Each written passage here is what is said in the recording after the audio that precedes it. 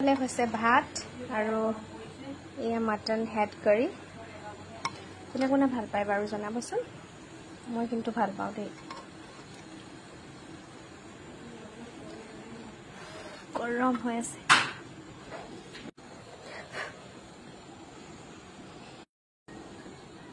এইফালে চৰ্বিটো মই ভাল পাওঁ ইয়াত দি লৈছোঁ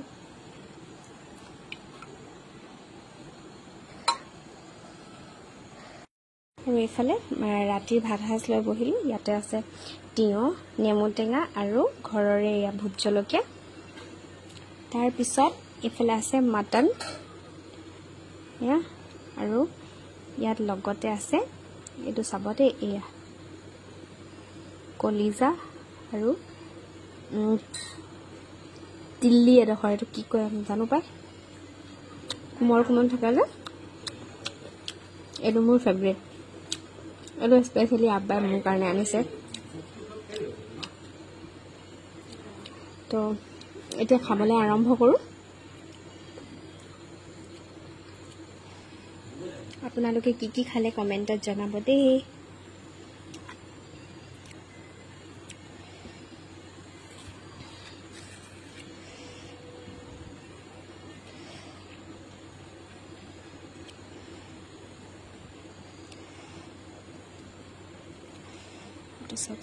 মটন হেডটো আৰু ইয়াত চৰ্বি মই ভাল পাওঁ যে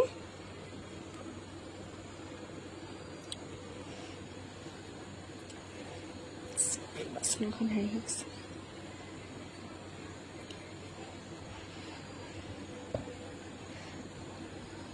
ইয়াতে চেপিলৰ মুখটো নেমু লাগিবই ইয়াতে চেপিলৰ অকণমান নেমু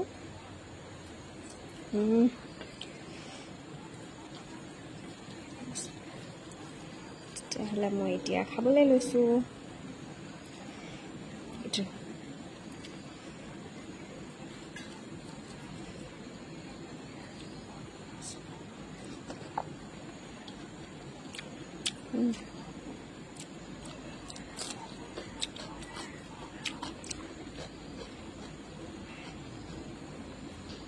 নহয় মিঠা কিছুমান তিয়ঁহ আকৌ বৰ তিতা হয় নহয়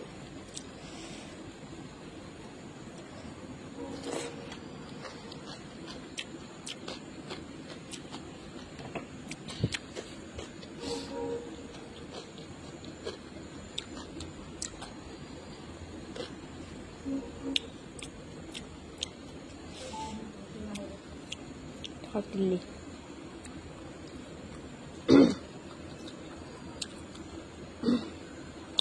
বহুত টেষ্টি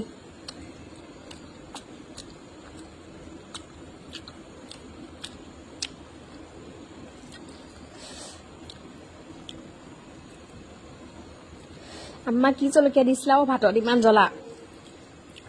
ভোট জলকীয়া আৰু খাই লাভ নাই ইয়াত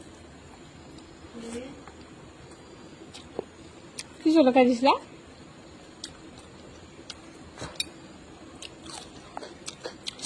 মানে জ্বলা জানেনে এইটো খাব লাগিলে মই মৰিব লাগিব আৰু দিয়া তেতিয়াহ'লে বন্ধুসকল আজি মই মোৰ ভাত খাই যেনেকৈ ল'লোঁ আৰু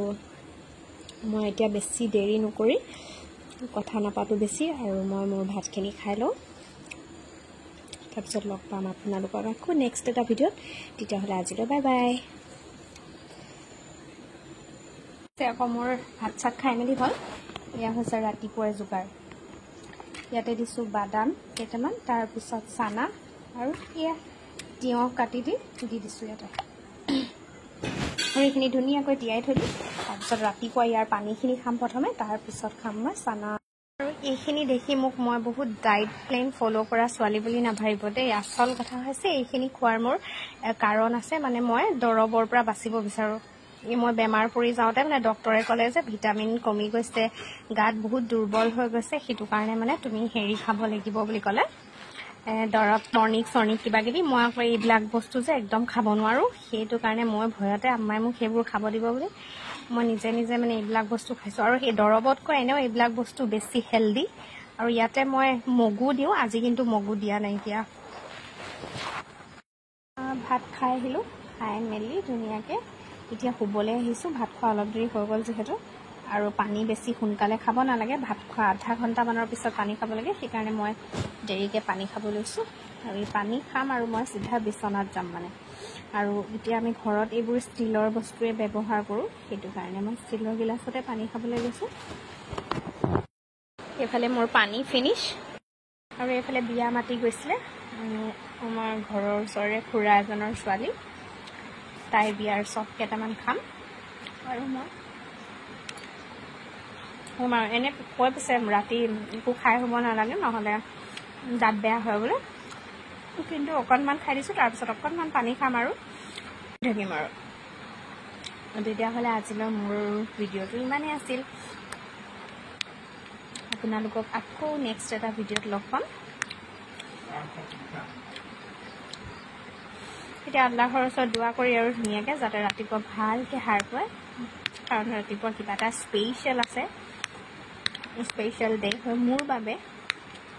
কিন্তু তাত কি হ'ব কি নহ'ব মই আপোনালোকক পাছত ক'ম দেই। তেতিয়াহ'লে আজিলৈ বাই বাই, গুড নাইট।